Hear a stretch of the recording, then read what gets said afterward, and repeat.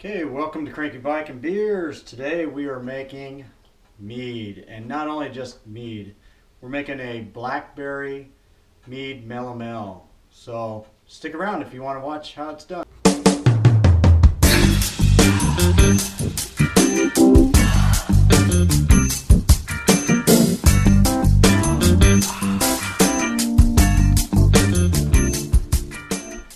Okay, so the first thing I want to do is I want to fill up this with water because it makes it so much easier to pour honey when it is warm. So I'm going to heat up some water for this.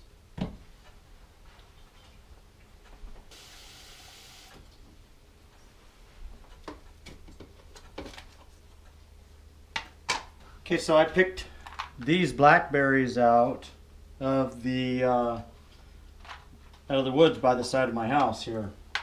So if you hear something weird in the background, that is my new puppy. Okay, so I'm not going to bring anything to a boil. I just want to get some of the juices out of the blackberries, and then I'm going to mix that in with the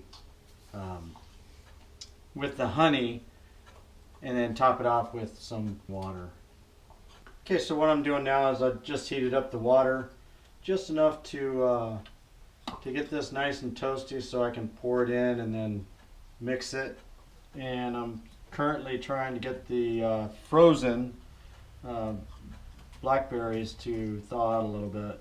Okay, so while I'm waiting for that, I've got my Star Sands, as you can see there. In here I've got a lot of this soaking right now so it gets nice and sanitized, and then from there, ooh, I got bloody hands from messing with the blackberries. Anyway, once I'm ready for this, I'm going to take this out, swish it around, and then I'm going to add the honey to it, to a 1 gallon jug, as you can see here. And I'm going to use my funnel to do that with. So I've got to have it sanitized as well. And then once I get the blackberries thawed out and most of the juices out of it, then I'm going to put just the extract in here. I don't want all the seeds and stuff to go into the juice. Anyway, maybe it'll work, maybe it won't. But once I do that, I'm going to add my champagne yeast, and we're going to set it up for fermentation. The yeast strand that I'm using is the Lavalin D47. It's a nice champagne yeast. Okay, so I've changed my mind. I'm not going to use the yeast energizing the yeast nutrient. I'm just going to go with just having my yeast, and let's see how it turns out. It's only 1 gallon, and you never know, it might turn out just fine the way it is. I've seen a lot of recipes where it's just the blackberry or the fruit, whatever the fruit may be, and honey, in a 1 gallon mix with just regular tap water, and it seems to work out fine. Now, we do have a little bit of chlorine in our water, but I've never had a problem with it as far as my beer goes. And so with this, I'm not too concerned about it either, because it's such a tiny amount that I don't think it really even is noticeable in the beer, and also will be noticeable in the mead. Okay, so I've added my honey. I'm going to go ahead and stir it up. I'm just going to throw this in the Star Sands real quick and make sure it's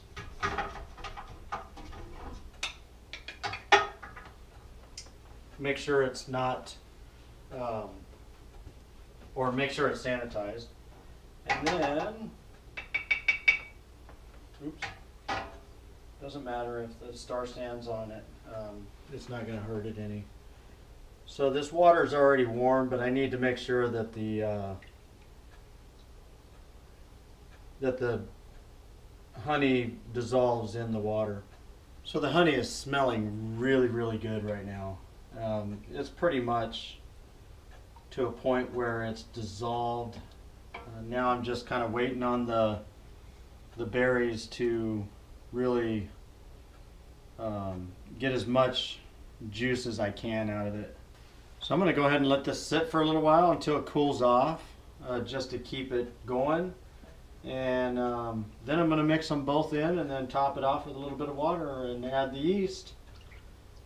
Aerate it a little bit for about a minute or two, and then put the airlock on it with a little bit of water in the airlock. I'm just going to use Star Sands in the airlock. And then put it in a cool, dark place for about 6 weeks for the fermentation, or until the bubbles stop. I'm going to for sure let it ferment for 5 weeks, but it all depends on the bubbles. So with that, this first batch of mead is almost done. Okay, so now it's time to mix. I'm going to put the honey water in first. Hopefully I don't make a big huge mess. I think I better transfer this over to the sink just in case. Yeah, for sure. Oh, yummy.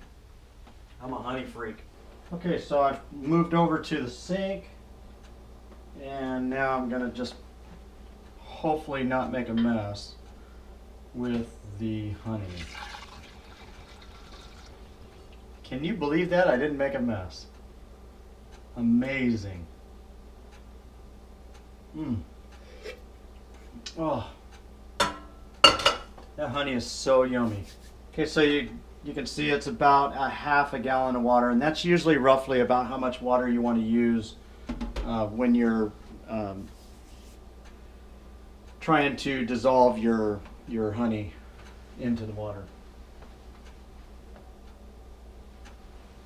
So the blackberries are actually still a little too hot right now to put in, so I'm just going to hold off a little bit longer on those. Okay, so I don't know if you can see this or not. Let me check real quick. Yeah, you can see it.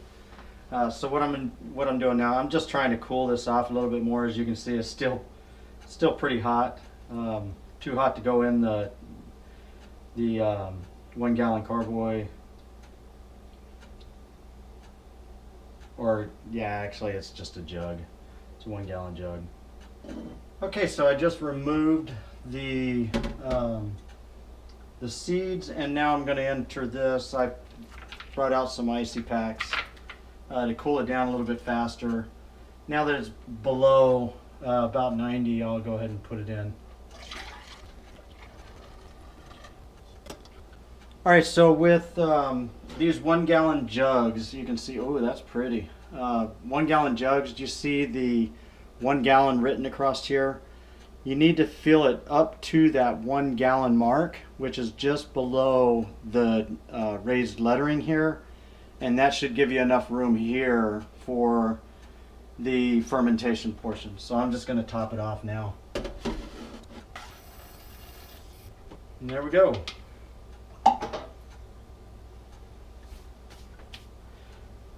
Okay, so as long as it's below 90 degrees, I can go ahead and add the yeast to it. So that's what I'm going to do now. I'm going to go ahead and add the yeast to this, shake it around, and then put the airlock on it.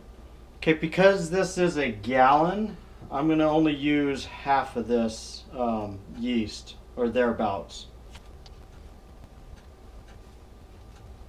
So the rest of this yeast I'm going to put in the refrigerator, and I'm going to make another batch of mead, probably using a different, so this would be blackberry. I'll use something different for this the next go around.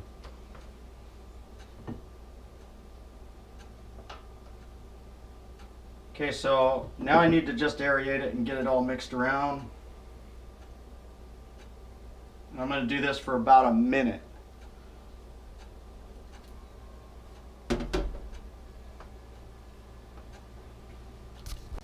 Okay, so now I'm just going to add my airlock. I've already got some Star Sands water in it. Since I've had this out, I'm going to go ahead and dip it in there just to make sure it's sanitized.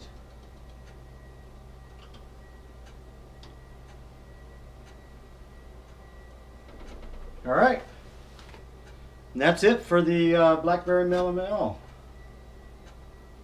Oh yeah, it's going to be excellent. Okay, so this is my first time doing Blackberry Mead Melomel, and actually it's the first time I've done mead entirely. So it's going to be, I'm going to take it and put it in my closet and forget about it for about 6 weeks. Now actually I'll be looking at it all the time because I just can't help it. I love watching the bubbles occur for knowing for sure that the fermentation is starting to work. Hopefully this one will be bubbling like crazy within the next 6 to 12 hours, maybe 24-hour period. Other than that, it looks pretty good. It's got a good color to it. I'm happily impressed with it so far. With that being said, I hope you enjoyed this video. If you did, smash that like button, subscribe, and hit the bell next to it so you can see and know and be notified whenever I put up another video. Anyway, have a great day.